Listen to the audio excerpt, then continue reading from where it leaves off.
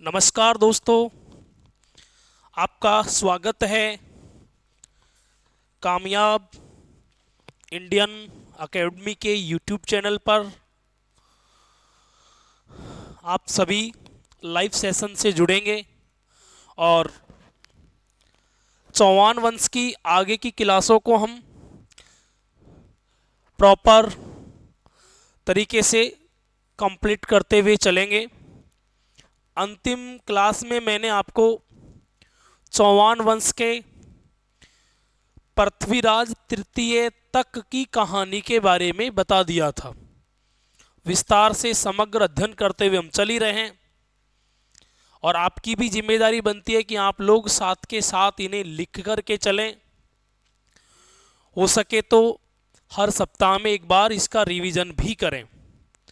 ये सभी क्लास आपके लिए बड़ी ही महत्वपूर्ण साबित होंगी आने वाली सीईटी एग्जाम 2024 पशु परिचर वैकेंसी के लिए और संभावित रीट परीक्षा 2024 के लिए। इसके अलावा अध्यापक भर्ती L1 L2 में जहां राजस्थान जीके का बहुत बड़ा योगदान है, वहां पर इन क्लासों का आप लाभ ले सकते हैं। तो आप लोग पूरा पढ़ने के लिए, समग्र पढ़ने के लिए जुड़े रहें हमारे YouTube चैनल के साथ, कामयाब इंडियन एकेडमी। यहाँ पूर्ण विश्वास से सभी क्लास हर विषय की फ्री उपलब्ध करवाई जाएंगी। दोस्तों, आज से हम पढ़ना शुरू करते हैं पृथ्वीराज चौहान के बारे में। तो आप ध्यान दीजिए, सबसे पहले तो आप ये ध्यान रखना है कि हम लोगों ने जहाँ से शुरू किया था इसको, उससे पढ़ते हुए हम काफ़ी आगे निकल गए थे। जहाँ पर लास्ट शासक हमने सोमेश्वर के बारे में पढ़ने के बाद शुरू कर लिया था पृथ्वीराज को, और अब हम पढ़ना शुरू कर रहे हैं पृथ्वीराज चौहान। पृथ्वीराज चौहान तृतीय के बारे में। इनका शासनकाल दोस्तों 1177 से लेकर के और 1192 ईस्वी तक रहा, यानी कि एक लंबा शासनकाल रहा पृथ्वीराज चौहान का। 77 से शुरू होने के बाद में 92 तक ये पहुंचे। और भी लंबा शासन कर सकते थे, लेकिन हम आगे जब सीखेंगे तो कुछ ऐसे युद्ध आएंगे जिनके कारण इनको अपना शासनकाल पहले ही खत्म करना पड़ेगा। तो ध्यान दीजिए आप लोग, सबसे पहले तो इनका हम एक सामान्य परिचय लेते हैं। ध्यान रखना, सामान्य परिचय। दोस्तों, सबसे पहले तो ये कि इनके पिता का नाम क्या था। सामान्य परिचय में ध्यान रखना आप लोग, इनके पिताजी का नाम। तो इनके पिताजी का नाम था सोमेश्वर चौहान। इनके पिता कौन थे? सोमेश्वर चौहान। दोस्तों, इनकी माता कौन थी? तो इनकी माता का नाम था कर्पूरी देवी। ये ध्यान रखना आप लोग, कर्पूरी देवी इनकी माता का नाम था। फिर आप ध्यान रखोगे इनका जन्म, तो इनका जन्म 1166 ईस्वी में 1166 ईस्वी में कहाँ पर हुआ था? देखिए आप लोग, इनका जन्म 1166 ईस्वी में अहिलपाटन नामक स्थान पर हुआ। कहाँ पर हुआ? तो अहिलपाटन नामक स्थान पर। ये जन्म का समय है और कौन से स्थान पर जन्म हुआ है? तो अहिलपाटन अहिन पाटन नामक स्थान पर इनका जन्म हुआ। कहाँ पर पड़ता है अहिन पाटन? तो मित्रों ये अहिन पाटन नामक स्थान गुजरात में है, वहां पर इनका जन्म हुआ। इसके अलावा और महत्वपूर्ण बात आती है कि इनका वंश कौन सा था? तो इनका वंश था चौहान वंश। ये ध्यान रखना, इनका चौहान वंश था ये। फिर बात कर लेते हैं कि इनका संरक्षक कौन था। तो इनके संरक्षक थे इनकी माता। माता कौन है? तो कर्पूरी देवी। ये ध्यान रखना आप लोग, इनकी माता कौन है? कर्पूरी देवी। इसके अलावा ध्यान रखना सैनिक संरक्षक कौन था इनका? सैनिक संरक्षक, तो इनका सैनिक संरक्षक के रूप में नाम आता है भुवनैक मल्ल का। ध्यान रखना भुवनैक मल्ल इनके सैनिक संरक्षक हुआ करते थे। और इनका संरक्षण काल कितने का है? संरक्षण काल, जब इनको संरक्षण की बहुत आवश्यकता थी तो लगभग ध्यान रखना 1 वर्ष तक इनको बहुत ज्यादा संरक्षण की आवश्यकता थी दोस्तों। ये बात हम पढ़ रहे हैं। इसके अलावा इनसे संबंधित और भी महत्वपूर्ण बात आती है। सबसे महत्वपूर्ण बात तो ये आती है कि इनके समय का मुख्यमंत्री, या तो ध्यान रखना मुख्यमंत्री या फिर मुख्यमंत्री को ही प्रधानमंत्री भी कह सकते हैं। प्रधानमंत्री या फिर हम कह सकते हैं प्रधान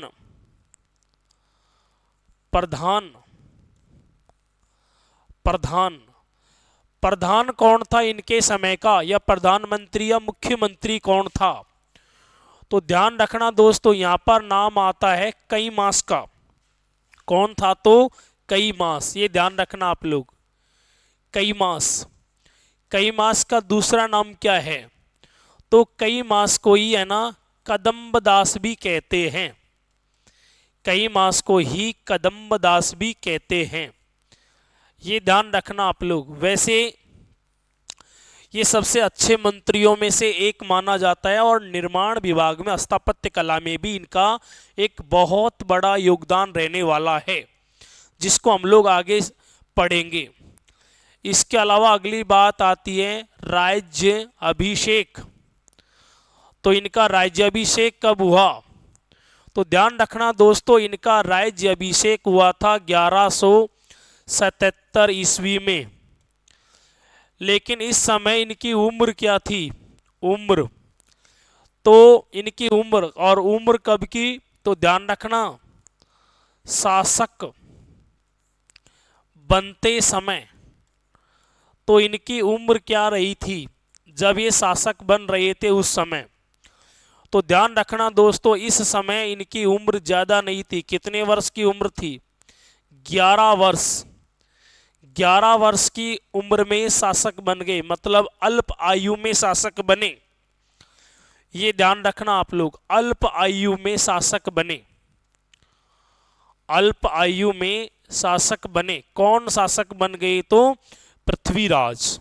और ध्यान रखना शासन इन्होंने अपने पास में कब से चलाना शुरू किया? कब से इन्होंने शासन चलाना शुरू किया? तो ध्यान रखना वास्तविक शासन की शुरुआत, वास्तविक शासन की शुरुआत। तो वास्तविक शासन की शुरुआत कब से रही? दोस्तों वास्तविक शासन शुरू किया था 1178 ईस्वी में। लेकिन जो 1 वर्ष का इनका ये शासनकाल है, ये इनकी माता के संरक्षण में हुआ था।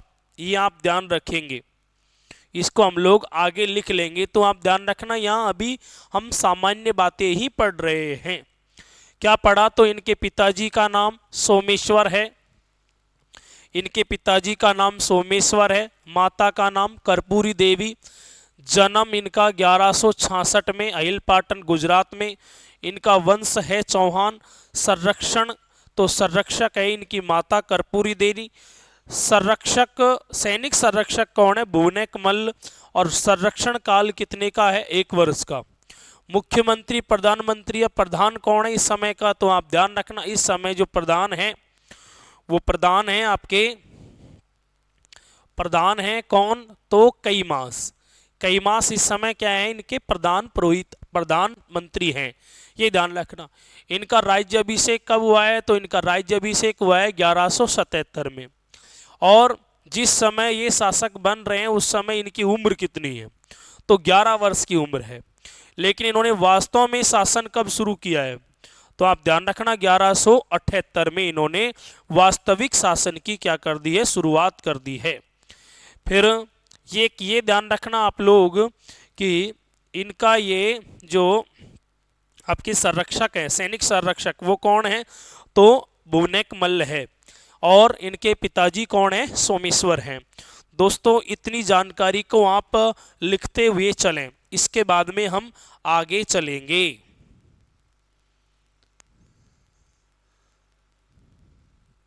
आप लोग बना लीजिए, स्क्रीनशॉट ले लीजिए।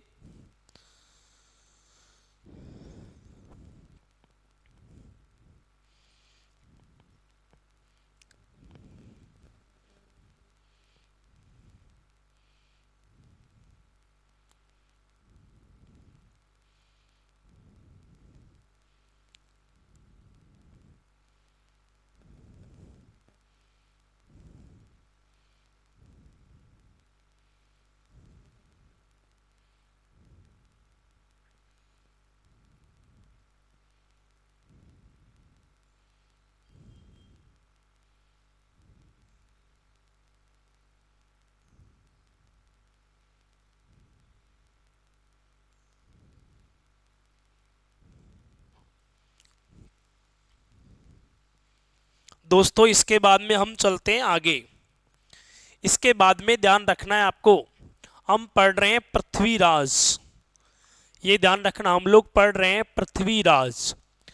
पृथ्वीराज तृतीय, पृथ्वीराज तृतीय हम पढ़ रहे हैं। शासनकाल ध्यान रखना 1177 से और 1192 ईस्वी, ये इनका शासनकाल है।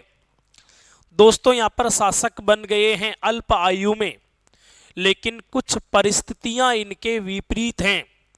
उन परिस्थितियों के बारे में हम लोग यहाँ पर अब सीख करके चलेंगे। ध्यान रखना आप लोग, प्रारंभिक समस्याएं, सबसे पहला टॉपिक रहेगा प्रारंभिक समस्या। इनके समय की प्रारंभिक समस्या क्या रही थी? प्रारंभिक समस्या तो सबसे पहले जो दिक्कत आई वो ध्यान रखना घर में ही आई भाई। कैसा हुआ? तो देखिए इधर हम लोगों ने अंतिम कुछ क्लासों में पढ़ा है कि विग्रह राज के यहाँ 3 महत्वपूर्ण पुत्र थे, अपार गांगे, पृथ्वीराज द्वितीय और एक और थे नागार्जुन, जो उसके छोटे पुत्र थे। उन्होंने पृथ्वीराज का विरोध किया कि जब मेरी अल्प आयु थी तो शासक नहीं बनाया गया था मुझे, लेकिन अब अल्प आयु है किसकी? पृथ्वीराज की, तो इसे क्यों बनाया जा रहा है? इसे शासक क्यों बनाया जा रहा है? मुझे क्यों नहीं बनाया जा रहा? इसलिए ध्यान रखना इसका विरोध किया है। तो देखिए इधर प्रारंभिक जो समस्या है उस समस्या में सबसे महत्वपूर्ण समस्या तो यही है कि नागार्जुन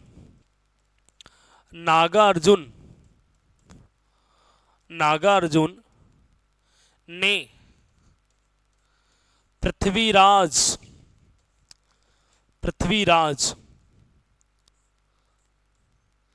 के शासक बनने का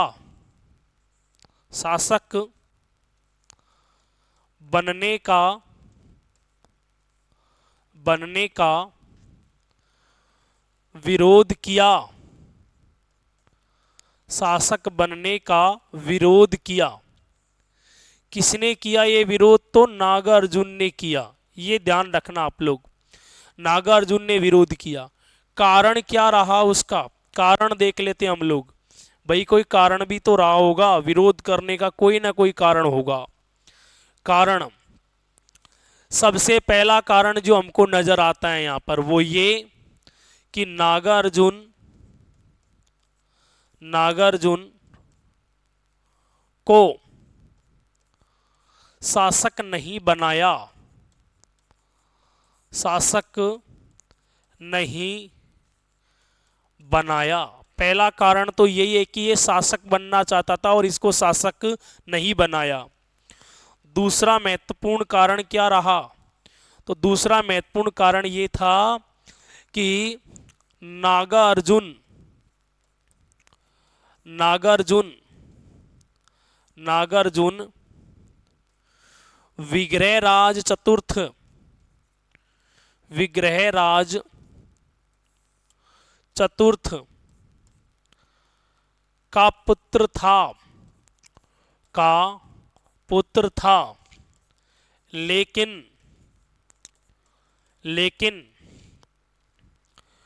पृथ्वीराज द्वितीय, पृथ्वीराज द्वितीय के बाद शासक नहीं बनाया, क्योंकि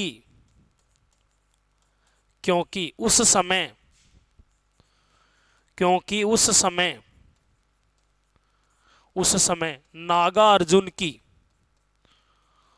समय नागार्जुन की आयु 5 वर्ष थी, 5 वर्ष थी। परंतु अब पृथ्वीराज तृतीय को शासक बना दिया, जबकि इसकी उम्र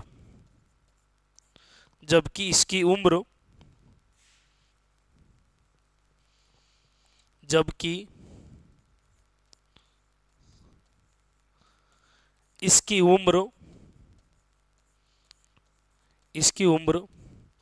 11 वर्ष ही थी, ऐसे ध्यान रखना आप लोग। तो ये महत्वपूर्ण कारण रहा, नागार्जुन को शासक नहीं बनाया।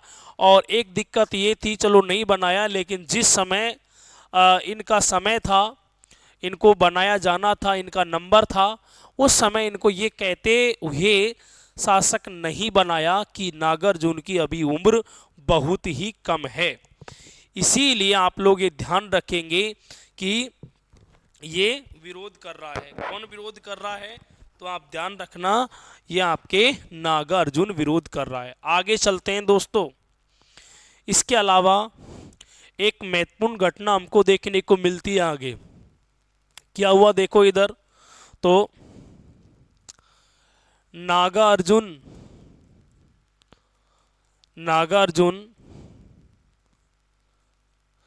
इस प्रसंग के कारण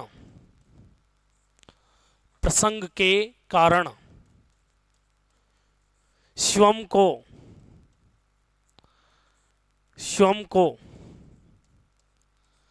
अजमेर का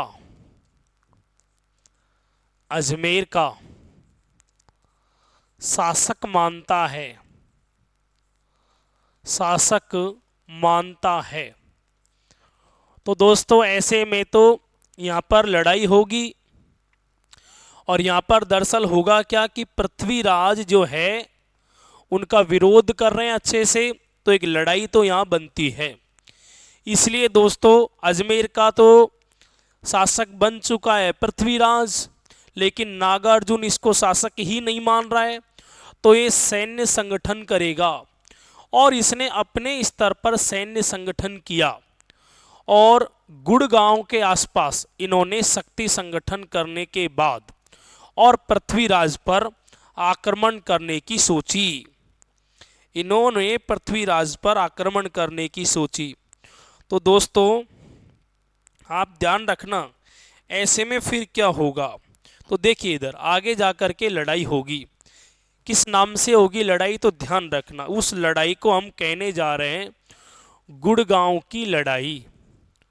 गुड़गांव, गुड़गांव, गुड़गांव की लड़ाई। कहाँ पर पड़ता है ये गुड़गांव, ये ध्यान रखना आप लोग।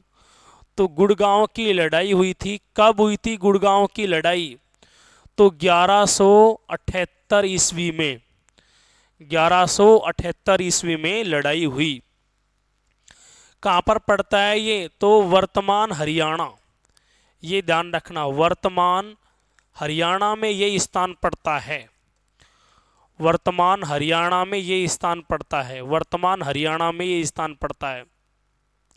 किसके बीच में युद्ध हुआ, तो देखिए इधर एक तरफ तो यहाँ पर कौन है, तो नागार्जुन, एक तरफ तो यहाँ पर है नागार्जुन वर्सेस, इनके सामने कौन है, तो पृथ्वीराज, पृथ्वीराज चौहान, पृथ्वीराज चौहान तृतीय।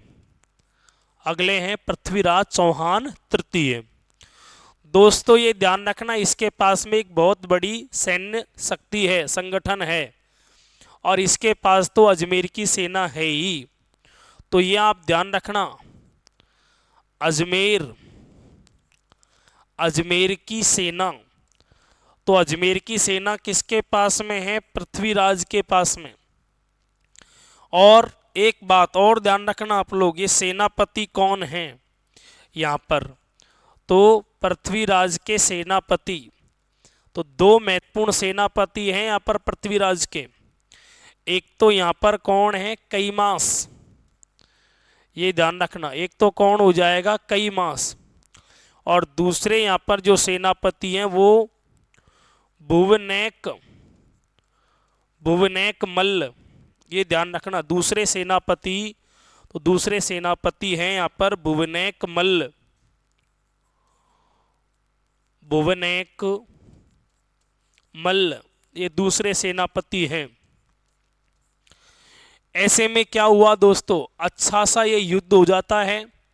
इसमें किसकी हार और किसकी जीत होती है, तो आप ध्यान रखना, नागार्जुन की इसमें हार हो गई और पृथ्वीराज की इसमें जीत हो गई।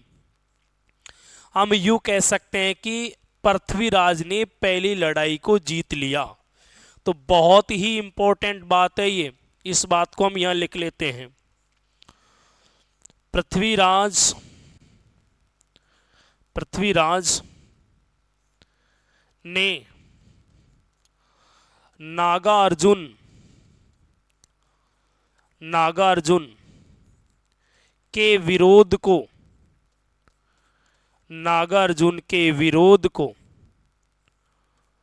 विरोध को दबाया, नागार्जुन के विरोध को दबाया तथा अजमेर, अजमेर में ग्रह शांति, ये ध्यान रखना आप लोग, अजमेर में ग्रह शांति स्थापित की। किसने की ग्रह शांति स्थापित, तो ये पृथ्वीराज ने। इस बात को हम यहां लिख लेते हैं। तो क्या किया यहां पर पृथ्वीराज ने, तो इंपॉर्टेंट बात यह है, पृथ्वीराज ने ग्रह शांति, ग्रह शांति स्थापित की, ग्रह शांति स्थापित की। ये आप ध्यान रखोगे, पहला युद्ध जीतने के बाद इन्होंने ग्रह शांति स्थापित की, ग्रह क्लेश से बच गए। तो इस तरीके से दोस्तों आप लोग इसका भी स्क्रीनशॉट लें और हो सके तो साथ के साथ लिखते हुए चलें।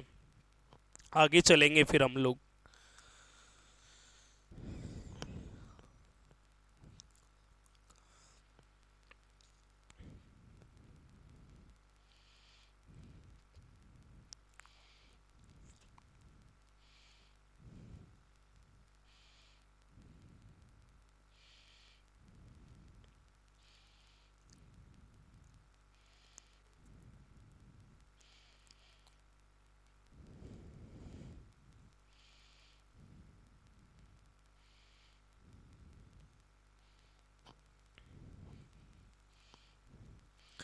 इसके बाद दोस्तों हम चलते हैं फिर और आगे, है ना। तो ध्यान रखना, हम लोग पढ़ रहे थे यहाँ पर पृथ्वीराज। पृथ्वीराज तृतीय, पृथ्वीराज तृतीय, इसका शासनकाल 1177 से और 1192 ईस्वी तक रहा। अब इनके समय की जो प्रमुख लड़ाइयाँ हैं उनके बारे में आप ध्यान रखोगे। प्रमुख प्रमुख लड़ाई, प्रमुख लड़ाइयाँ, तो कुछ विशेष लड़ाइयाँ हैं और उनकी समय अवधि है, ये आप ध्यान रखोगे। उनका क्रम हम इस प्रकार से पढ़ेंगे। उनका क्रम तो किस तरीके से है, उनका क्रम देखिए इधर। सबसे पहली लड़ाई आ जाती है यहाँ पर, उसका नाम है गुड़गांव की लड़ाई। सबसे पहली लड़ाई थी गुड़गांव की लड़ाई, ये ध्यान रखना। कब हुई थी गुड़गांव की लड़ाई? तो ये जो लड़ाई है ये 1178 ईस्वी में हुई, जिसको अभी अभी हमने पढ़ा है। और इस लड़ाई में जीत किसकी हुई? तो पृथ्वीराज की। इसके बाद अगली लड़ाई, इसके बाद अगली लड़ाई कौन सी थी? तो ध्यान रखना दोस्तों, गुड़गांव की लड़ाई के बाद अगली लड़ाई आ जाती है यहाँ पर महोबा की लड़ाई। अगली लड़ाई आ जाती है महोबा, महोबा की लड़ाई। ये दूसरी लड़ाई आ जाती है, महत्वपूर्ण लड़ाई है महोबा की लड़ाई। कब हुई थी ये? तो ये ध्यान रखोगे 1182 ईस्वी में ये लड़ाई हुई, है ना। परमार्दी देव चंदेल, उसको भी हम पढ़ेंगे। इसके बाद दोस्तों अगली लड़ाई, इसके बाद अगली लड़ाई कौन सी हुई? तो इसके बाद में अगली हुई हई छत्रपुर की लड़ाई। ये ध्यान रखना, हई छत्रपुर, हई छत्रपुर, इसको अपन नागौर भी कह सकते हैं। हई छत्रपुर की लड़ाई, हई छत्रपुर की लड़ाई। और इसको भी किसने जीता था? तो ये ध्यान रखना, पृथ्वीराज ने ही जीता था। कब हुई? तो दोस्तों 1184 ईस्वी में। इसके बाद अगली लड़ाई, तो इसके बाद में अगली लड़ाई तराइन की लड़ाई। ये ध्यान रखना, तराइन की प्रथम लड़ाई, और ये हुई 1191 ईस्वी में। और इसके बाद में हम पढ़ेंगे तराइन की दूसरी लड़ाई, जो कि ध्यान रखना 1192 ईस्वी में। इस प्रकार से लड़ाइयों का क्रम है। हिस्ट्री में सबसे प्रसिद्ध लड़ाई कौन सी रही? तो ये आपके तराइन की तीसरी लड़ाई। ध्यान रखना दोस्तों, यहाँ पर अपन सबसे पहले किस लड़ाई की बात कर रहे हैं? तो गुरुग्राम की लड़ाई। दूसरे नंबर पर बात कर रहे हैं किसकी? महोबा की लड़ाई। इसके बाद में तीसरी लड़ाई आती है अही छत्रपुर की लड़ाई। और इसके बाद में अगली लड़ाई है आपके तराइन की प्रथम लड़ाई। और इसके बाद में अगली है तराइन की द्वितीय लड़ाई। तो इस प्रकार से आप ध्यान रखना, ये इनका क्या हो जाएगा? क्रम हो जाएगा। यानी कि इनको अपन यूँ कह सकते हैं कि जो क्रम शुरू हुआ था वो किस प्रकार से चला था? गुड़गांव के बाद में, महोबा के बाद में, हई छत्रपुर के बाद में, तराइन के बाद में, तराइन दोबारा। तो इस तरीके से लड़ाइयाँ हुई हैं, ये इनका कुछ क्या रहेगा, क्रम रहेगा। इनको आप ध्यान रखना, लगाते हुए चलें दोस्तों, ऐसा प्रश्न आ जाता है कि लड़ाइयों का क्रम लगाइए।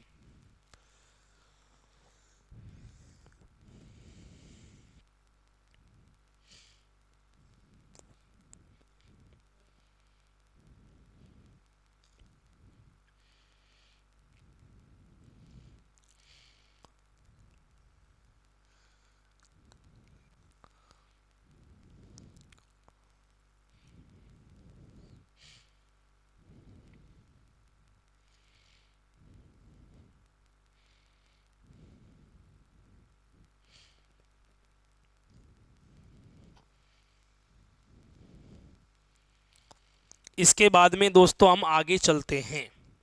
अगला देखिए, पढ़ क्या रहे हैं हम लोग, तो पृथ्वीराज। पृथ्वीराज पृथ्वीराज तृतीय, पृथ्वीराज तृतीय, इनका शासनकाल 1177 से लेकर के और 1192 ईस्वी तक रहा इनका शासनकाल। आगे क्या हुआ दोस्तों, ध्यान दीजिए आप लोग। मैंने पहली लड़ाई को पूरा विस्तार से बता दिया है, गुरुग्राम की लड़ाई या गुड़गांव की लड़ाई। वर्तमान में गुड़गांव जो हरियाणा में है, इसका वर्तमान में नाम है गुरुग्राम। पहली लड़ाई थी, अपनों से लड़ाई थी, गृह युद्ध नहीं हो ऐसी लड़ाई थी। उस गृह युद्ध जैसी स्थिति को समाप्त किया और नागार्जुन का उसमें दमन कर दिया। इसके बाद में दोस्तों हम जब आगे चलते हैं तो हमको और भी लड़ाइयाँ देखने को मिलती है प्रमुख सी। तो सुनिए आप लोग, यहाँ पर पृथ्वीराज, पृथ्वीराज ने जो प्रारंभिक विजय प्राप्त की, पृथ्वीराज चौहान, उनमें ध्यान रखना कुछ विशेष विजय हैं। जैसे सबसे पहले तो इनके द्वारा जो विजय प्राप्त की गई थी वो कहाँ पर, तो देखिए इधर, वो विजय प्राप्त की गई थी आपके गुड़गांव में। गुड़गांव की लड़ाई, इन्होंने सबसे पहले तो गुड़गांव की लड़ाई को जीता। जीता तो ध्यान रखना, इसमें अपन यूँ कह सकते हैं कि नागार्जुन का इसमें दमन हो गया, नागार्जुन का दमन हो गया। लेकिन इसके बाद में एक दिक्कत थी, ये चौहानों की समस्या, दिल्ली की समस्या पहले से ही बनी हुई थी। लेकिन ध्यान रखना, दिल्ली को पहली बार जीतने का काम किया था विग्रहराज चतुर्थ ने। उसके बाद में पृथ्वीराज तृतीय को तंवर राजपूतों ने दिल्ली का जो राज है वो दे दिया था इनको चलाने के लिए। तो दोस्तों आगे क्या देखने को मिलता है हमको, तो देखिए इधर एक सबसे बड़ी समस्या है, वो क्या, दिल्ली तथा अजमेर के मध्य भाग में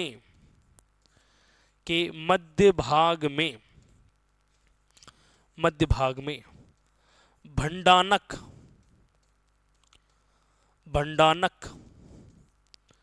जाति द्वारा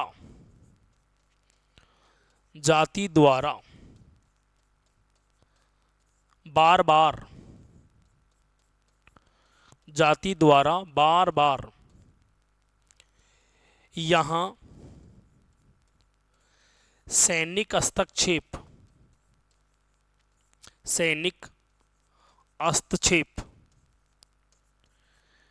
किया जा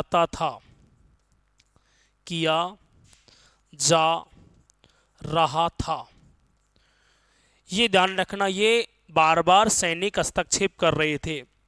इसीलिए पृथ्वीराज ने निर्णय लिया कि दिल्ली और अजमेर के बीच कोई भी अड़चन नहीं आए, इसलिए जो भी अड़चन आती है उस अड़चन को हम समाप्त करने का संकल्प लेते हैं। इसके बाद दोस्तों आप लोग ध्यान दीजिए आगे क्या हुआ। तो आगे इस तरीके से समझें आप, जैसे ये जो हैं ये ये मान लीजिए आप दिल्ली का क्षेत्र है, यहाँ पर ये दिल्ली का क्षेत्र है, और यहाँ पर ये दिल्ली हम जाने से पहले यहाँ पर ये छोटा सा क्षेत्र और आता है जहाँ पर ये बंडानक जाति का निवास है। इसके अलावा दोस्तों यहाँ पर जो आप देखेंगे यहाँ पर, तो यहाँ पर इतने बड़े क्षेत्र में ये शासन कर रहे हैं। तो कौन शासन कर रहे हैं यहाँ पर? अजमेर के चौहान शासन कर रहे हैं यहाँ पर। ध्यान दीजिए आप लोग क्या आता है इसमें। तो ये है अजमेर, आपके दिल्ली, ये ध्यान रखना, ये क्या हो जाएगा? दिल्ली हो जाएगा, दिल्ली। और दिल्ली में शासन किनका था? तंवर, तंवर राजपूत, यहाँ पर तंवर राजपूत हैं। लेकिन ये ध्यान रखना आप लोग, दिल्ली का राज्य, दिल्ली का राज्य, राज्य पृथ्वीराज, पृथ्वीराज चौहान तृतीय को, चौहान तृतीय को प्राप्त हो गया, प्राप्त हो गया। तंवर राजपूतों ने दिल्ली का राज्य किसको दे दिया? तो पृथ्वीराज को। लेकिन ध्यान दीजिए आप लोग, यहाँ पर ये जो स्थान है, ये स्थान हरियाणा से लेकर उत्तर प्रदेश और राजस्थान के कुछ क्षेत्रों तक फैला हुआ था। इसमें ध्यान रखना क्या क्या आते हैं? तो हिसार, इसके अलावा ध्यान रखना यहाँ पर आता है ब्रज क्षेत्र, जिसमें आपके मथुरा वृंदावन। इसके अलावा सुन लो आप लोग, राजस्थान का अलवर और डींग, ये जैसे क्षेत्र। यहाँ पर कौन रहते थे? ध्यान दीजिए आप लोग दोस्तों, यहाँ पर है ना निवास हुआ करता था किनका? बंडानकों का। या ध्यान दीजिए, यहाँ बंडानक, बंडानक नामक जाति, जाति का क्षेत्र था, क्षेत्र था। ये ध्यान रखना आप लोग। और ये जो आप देख पा रहे हैं ये क्या है? तो यहाँ पर अजमेर, ये ध्यान रखना, ये कौन सा राज्य है? तो ये हो जाएगा अजमेर, अजमेर, अजमेर राज्य। और यहाँ के शासक कौन हैं? ये भी ध्यान रखना, यहाँ के शासक हैं पृथ्वीराज, पृथ्वीराज तृतीय यहाँ के शासक हैं। तो जब ये बार बार जाते हैं दिल्ली, तो इनको यहाँ से होकर के जाना पड़ता है, और बीच में ये यहाँ सैनिक कार्रवाई करते हैं। इसलिए ध्यान रखना आप लोग क्या किया था फिर, इसके बारे में देख रहे हैं अपन। पृथ्वीराज, पृथ्वीराज ने बंडानकों का, बंडानकों का दमन किया, दमन किया, और दिल्ली तथा अजमेर राज्य की सीमा को मिला दिया, सीमा को मिला दिया। ये ध्यान रखना आप लोग, यहाँ तक कोई दिक्कत नहीं है।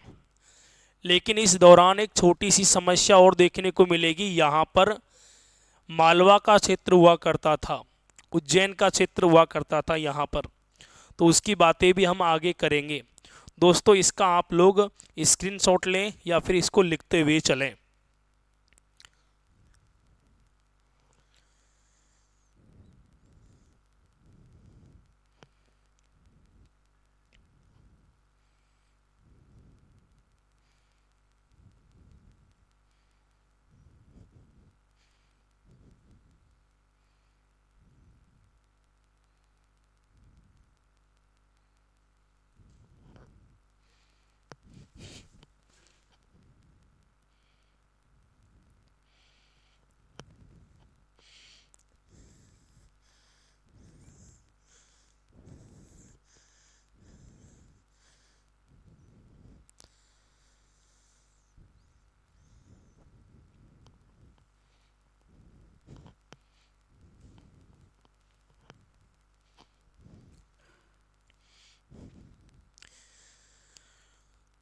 यदि आपने बना लिया हो दोस्तों तो हम अगले वीडियो के साथ फिर हाजिर होंगे और आपको चौहान वंश का संपूर्ण इतिहास पढ़ाएंगे। दोस्तों यदि आपको ये वीडियो पसंद आया हो तो लाइक करें, अपने दोस्तों के साथ शेयर करें और यदि आपका कोई प्रश्न हो तो आप कमेंट सेशन में ज़रूर डालें। हमारी टेक्निकल टीम उसको देखेगी और उसका जवाब देगी। लेकिन दोस्तों लगातार आप वीडियो के साथ बने रहें और इनको प्रत्येक 6-7 दिन के बाद रिवाइज करते रहें। आप सभी का आने वाली भर्ती परीक्षाओं में सिलेक्शन हो, यही हम आशा लिए लगातार क्लासेज उपलब्ध करवा रहे हैं और इस वीडियो को आप बार बार देखें और अपने दोस्तों के साथ शेयर करें। आपका बहुत बहुत धन्यवाद। मिलते हैं अगले वीडियो के साथ।